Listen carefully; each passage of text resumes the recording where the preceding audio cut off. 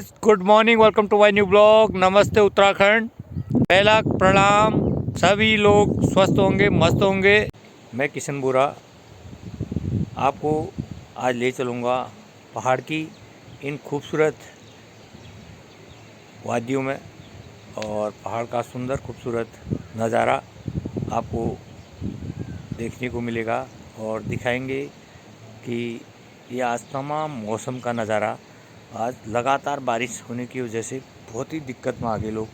ठंड बहुत बढ़ गई है, सर्दी बहुत हो गई है, और वही पुनः फिर जो कपड़े क्लोज किए थे लोगों ने, गर्मी का आ गया था टाइम, तो और फिर पुनः वो कपड़े बाहर निकल। और मौसम भी कभी धूप आ रही तो कभी छाँव हो रही है, कभी बारिश का जैसा बादल लगे हैं आसमान। आप देख सकते हैं कि किस तरीके से आसमान में बादल लगे हैं। तो ये मौसम को देख के डर भी लग रहा है, क्योंकि ठंड बहुत है। ठंड में बहुत ज़्यादा दिक्कत होती है पहाड़ों में। मौसम हर पल बदलते रह रहा है।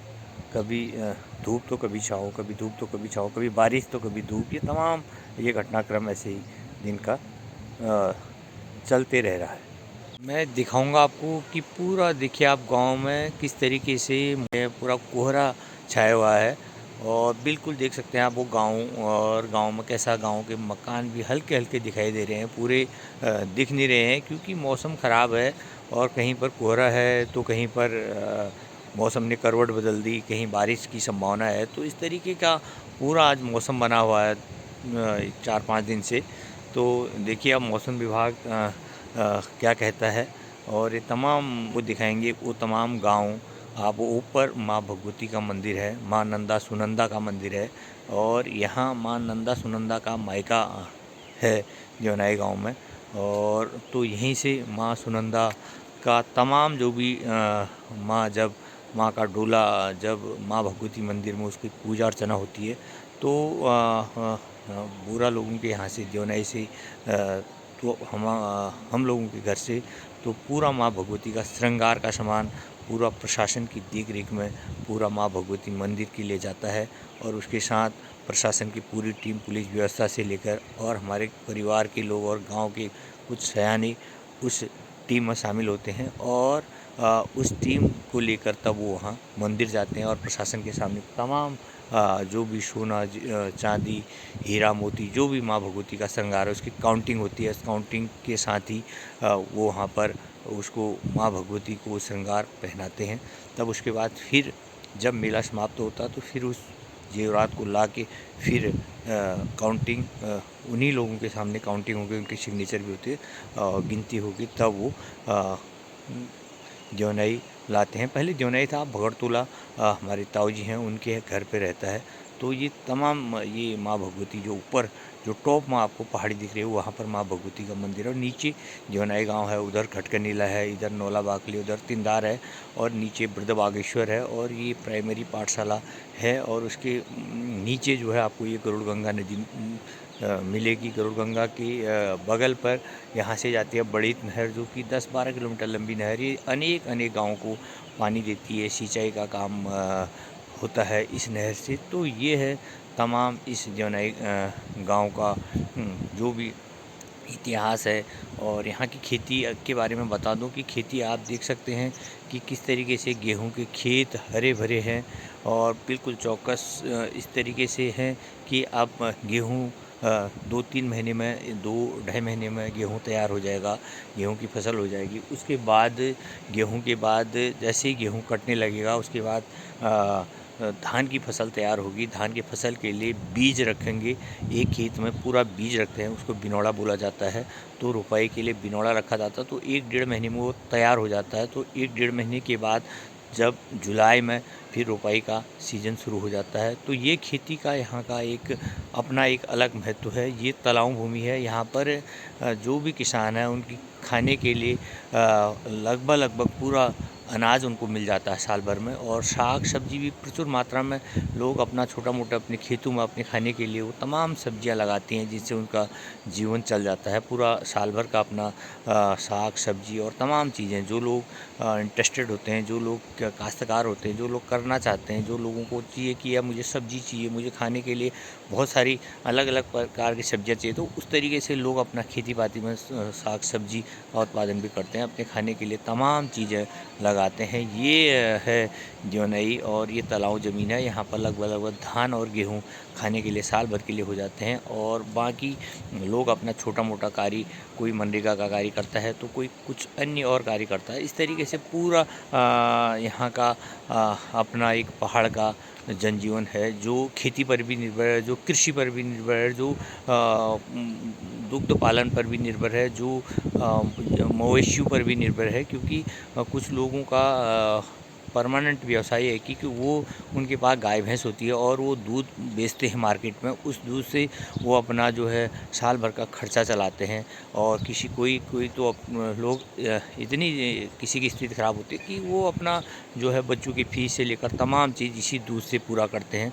और बहुत सारे लोग गरीब भी गाँव में हैं और जिनकी स्थिति नहीं है, जिनके पास ज़मीन नहीं है, वो भी बहुत सारे ऐसे लोग इस गांव में हैं जो कि एक दूसरे की ज़मीन करके बटाई में खेती लेकर और अधिवा में खेती लेकर तमाम अपना खेती करते हैं और अपना जीवन चलाते हैं। आज ये तमाम चीज़ें आज इस जौनई के बारे में आपको बताया। वहाँ पर शिव मंदिर आप देख सकते हैं, माँ शिव मंदिर है और गांव के बीच में बृहदबागेश्वर के ऊपर। वहाँ पर एक पीपल का पेड़ है, वो जो मेरी बूढ़ा माँ ने लगाया था। वो पीपल का एक वृक्ष बहुत बड़ा है, उसकी पूजा होती है, अर्चना होती है और वहाँ पर लोग जाते हैं शिव मंदिर में और शिव जी पर जलाभिषेक के लिए। तमाम सारे कार्यक्रम गांव के जो होते हैं तो यहीं पर शिव मंदिर पर होते हैं। और तो आज का ब्लॉग दोस्तों यहीं पर समाप्त करेंगे। मिलेंगे कल नए ब्लॉग के साथ। बाय बाय दोस्तों। राज्यों में और दिखाऊंगा यहाँ का सुंदर नज़ारा। मौसम बिल्कुल घनघोर हो रखा है, आसमान में बादल लगे हैं। आप देख सकते हो कि किस तरीके से पूरा आकाश जो है बादलों से पटा है। और ये पूरे जो गांव का आपको पूरा नक्शा दिख रहा है, ये पूरा जो खेत खलियान तमाम दूरस्थ के गांव दिख रहे हैं। इन गांवों के ऊपर भी हल्के हल्के बादल लगे हैं। आप देख सकते हैं कि किस तरीके से मौसम ने करवट दी है और किस तरीके से मौसम आज जो है सुबह हल्की धूप थी, लेकिन उसके बाद जो है बादलों का आना और पहाड़ में एक ठंड की लहर इस तरीके से। और पूरा मौसम चेंज हो गया है और ठंड बहुत हो गई है। लोग जो है लोगों को लगा कि एक बार कि गर्मी का आगमन हो गया, लेकिन किसको क्या पता था कि 3-4 दिन के बाद ये इतने ज़ोर की बारिश होगी और बारिश होगी, बर्फ़बारी होगी, हिमपात होगा और तमाम इस टाइप से बहुत बड़ा एक ठंड जो पहाड़ में हुआ है, उस ठंड को हम दिखाने का प्रयास करेंगे और दिखाएंगे। मैं हूँ पोखरी गांव में और पोखरी गांव से दिखाऊंगा तमाम इन क्षेत्रों का नज़ारा आपको कि किस तरीके से बादल पूरे आसमान में छाए हुए हैं। ये पोखरी का प्राइमरी पाठशाला विद्यालय है और इस विद्यालय में 1 से 5 तक का ये विद्यालय है। यहाँ पर नन्हे मुन्ने बच्चे जो हैं पढ़ाई करते हैं।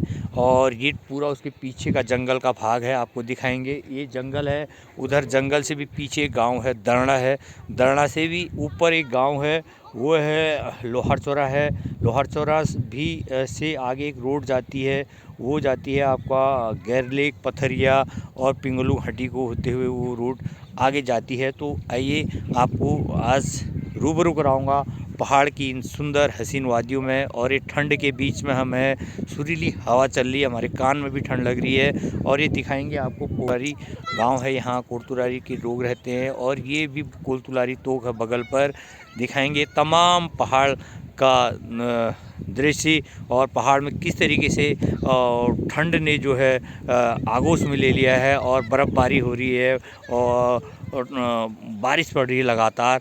और जो भी लोग अपने कृषि कार्य करते थे, जो अपना खेती से रिलेटेड, जो अपनी मनरेगा से रिलेटेड तमाम चीज़ें, जो अपने पहाड़ के लोग, जो मज़दूर लोग, जो किसान लोग, जो अपना रोजी रोटी का काम करते थे रोज़, तो वो काम बाधित हो गया है। क्योंकि 3-4 दिन से लगातार बारिश हो रही है। उस बारिश की वजह से जो है जनजीवन अस्त व्यस्त, काम अस्त व्यस्त, तमाम चीज़ें। और ठंड अलग है, ऊपर से ठंड से जो है लोगों को जो है बहुत दिक्कत हो रही है।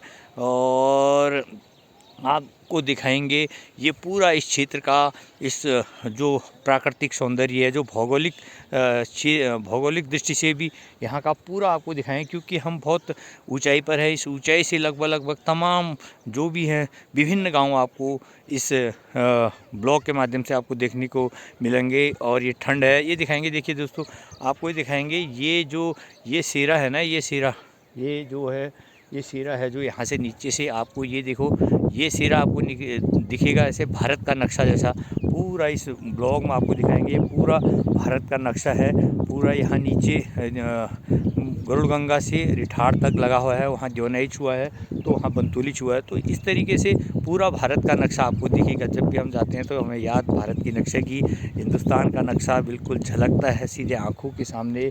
और इस तरीके से ये पूरा इन पहाड़ के जो लोग हैं हमारे खेती करते हैं, ये खेती है, ये तालाब ज़मीन है, यहाँ पर भरपूर मात्रा में अन्न उपजता है।